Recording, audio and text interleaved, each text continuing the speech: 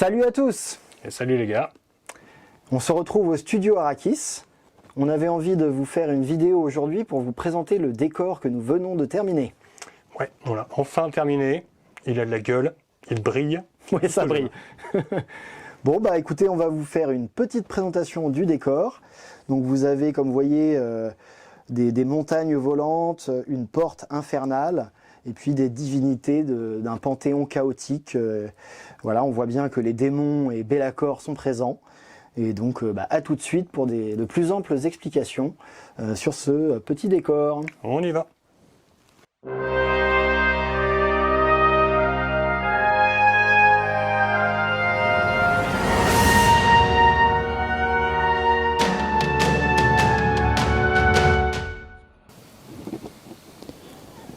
Et donc voici peut-être la tête de Nurgle ou d'un démon affilié. Et c'est donc Oryx qui l'avait fabriqué il y a longtemps. Ouais, je l'avais créé comme une idole qui devait orner un temple maléfique dans un scénario de jeu de rôle que j'avais conçu. Et au final, elle était beaucoup trop grosse pour rentrer dans le temple en question et je l'ai laissé traîner sur une étagère pendant 1 an ou 2 avant qu'elle tape dans les yeux de Léo quand il l'a vu. Et ça a commencé à faire naître en lui de nouvelles idées. Oui, j'avais des idées d'une table infernale. Je voulais faire ça. Je voulais faire des falaises, des montagnes volantes. Et quand j'ai vu cette tête, je me suis dit qu'on pouvait peut-être en faire une deuxième autour d'une porte infernale. On aurait du coup les deux divinités du chaos qui se faisaient face dans un affrontement classique. Le chaos, c'est toujours ça. Ce sont toujours des dieux qui s'affrontent entre eux, en fait. Tout à fait. Donc moi, je suis parti en me disant que toi, c'était un peu Nurgle. Moi, je suis parti sur le Vermin Lord, donc qui est le démon des Skaven, donc les rats de l'espace. Ouais. Donc tu as fait le truc à ta sauce. Comme ça, on en a chacun un dans notre style personnel. Et ça donne une petite ambiance tout sympathique et baroque, ma foi. Pour ces deux belles têtes, il n'y avait pas vraiment 10 000 options possibles. Il fallait qu'elles soient installées sur des falaises. Donc ça nous connaît, Oryx et moi, les falaises. Tailler un petit peu dedans, un petit dry brush, poum, et on a un effet magnifique en à peine quelques minutes de travail. C'est toujours ce qu'il y a de plus satisfaisant de faire des falaises une fois qu'on est enfin texturé le tout, parce que ça se peint très facilement. Donc qu'est-ce qu'on a là? On a un volcan qu'on a créé à partir de polystyrène expansé, du bon vieux polystyrène comme on en trouve des tonnes et des tonnes dans les poubelles, que l'on a texturé du mieux qu'on a pu avec une pointe chaude qui sert normalement à faire de la gravure. Et donc avec cette pointe, donc, on a fait une jolie structure en pierre dans laquelle on a creusé un cratère pour lequel on a prévu une coulée de lave, que nous avons ensuite rempli avec de la colle chaude, donc avec un pistolet à colle. On a fait dégringoler toute la lave jusqu'en bas, et une fois qu'on a eu une jolie structure, on a mis à l'intérieur une guirlande électrique qui donc marche à pile et qui permet d'avoir un bouton qui va allumer ou éteindre l'accessoire quand vous le posez sur la table, de sorte que vous pouvez le garder un certain temps et l'utiliser comme bon vous semble. Ça fait un très joli effet sur la table, alors qu'au final c'est assez peu compliqué à faire. Oui, je tenais absolument à avoir de la lumière, et ensuite tu as eu l'idée de compléter le volcan, et donc nous sommes partis sur des lampions premier prix, que nous pouvons peut-être montrer la structure des lampions.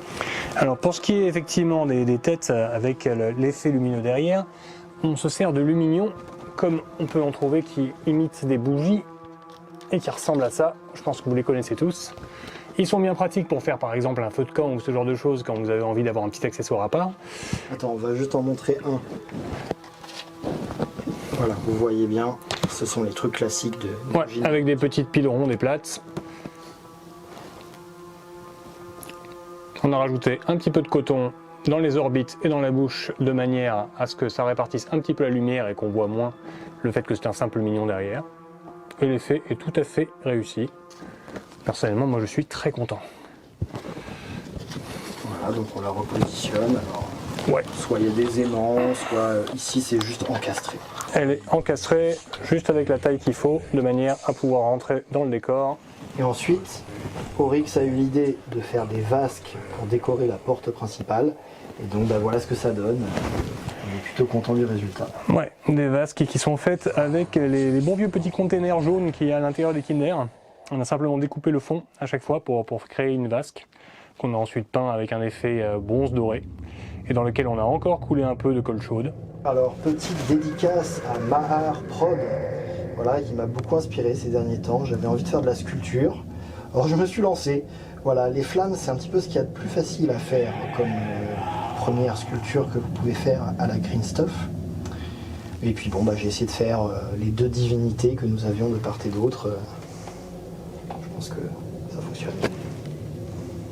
Et ensuite, vous avez Bellacor, peint par Dorian 3D9. Merci à lui, superbe créature. Bon, et quand on retourne un petit peu nos falaises, vous vous rendez compte qu'on a prévu une forme de jeu sur plusieurs hauteurs avec différentes passerelles évidemment en bois sur lesquelles peuvent monter les assaillants, les défenseurs. Vous pouvez... exemple, on peut rapprocher là cette montagne pour faire un passage entre les deux falaises. De manière à faire à peu près la connexion. Donc voilà, vous avez ce niveau de jouabilité au deuxième étage en quelque sorte.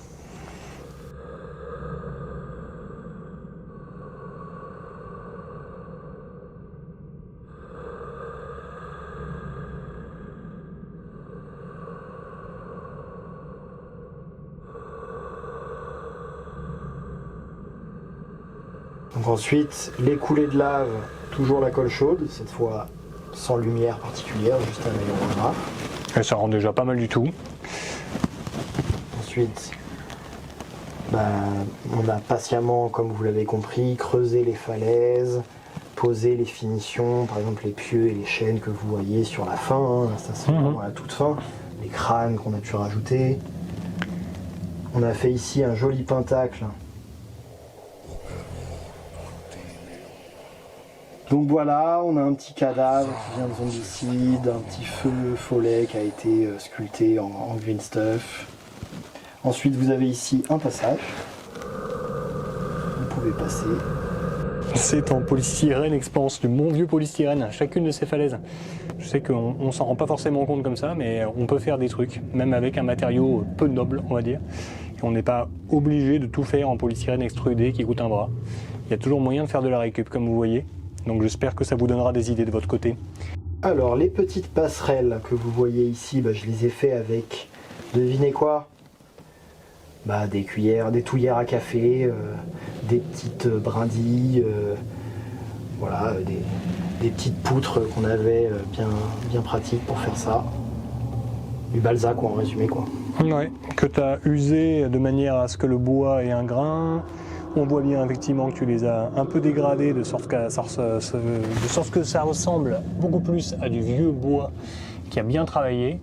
On l'a un petit peu vieilli en faisant un petit brossage à sec de dernière minute, un petit peu de sang qui a perlé de ci de là, et l'effet est vraiment très bien. C'est vrai que Oryx, j'ai pensé à toi quand j'ai fait les passerelles, je me suis dit il faut absolument que je les texture, sinon je vais me faire engueuler. Oui, quand on peut texturer, on texture, c'est la règle. Donc on est très complémentaires en fait, nous on travaille en tandem, et puis on se fait un atelier chaque mardi, à peu près chaque mardi. Et bien là en fait c'est le résultat de 3 semaines de travail, 3 ateliers. 3 ateliers et la force brute de travail de Léo qui a terminé tout ce qu'on avait lancé de son côté et qui est arrivé peu à peu à ce résultat. Donc, parce qu'un atelier, ça suffit pas, derrière vous avez des temps de séchage par exemple, donc le lendemain ou sur le lendemain, hop, vous retravaillez un peu, comme ça vous préparez l'atelier suivant. Et comme ça on a avancé très rapidement sur ce décor, plus que les autres, hein, on a été plus rapide. Bon voilà, à très bientôt pour une prochaine bataille, des histoires, des décors, des tutos. On espère que ça vous a plu. À très bientôt les gars, avec plus de merveilles à vous montrer.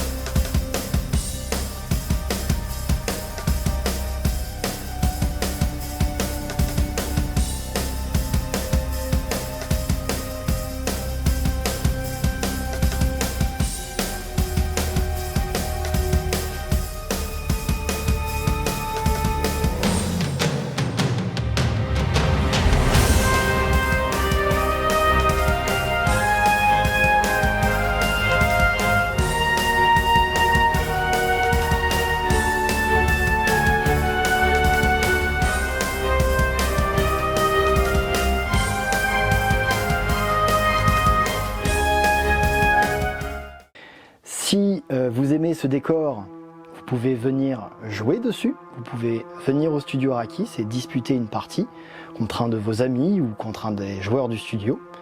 Et puis si possible, on en fait une petite vidéo à partager à la communauté, un rapport de bataille comme on dit. Si ce décor vous impressionne, que vous avez envie de quelque chose de similaire, c'est tout à fait possible. Vous faites appel au studio Arrakis et on se fera un plaisir de vous réaliser ce décor sur mesure ou n'importe quel autre décor sur votre thème, votre ambiance. Voilà, on a de la ressource, on sait travailler plusieurs matériaux, on se fait fort de réaliser ce que vous avez en tête. Eh bien, cher public, merci beaucoup de nous avoir suivis et je vous dis à très bientôt pour de prochaines vidéos de jeux et de modélisme.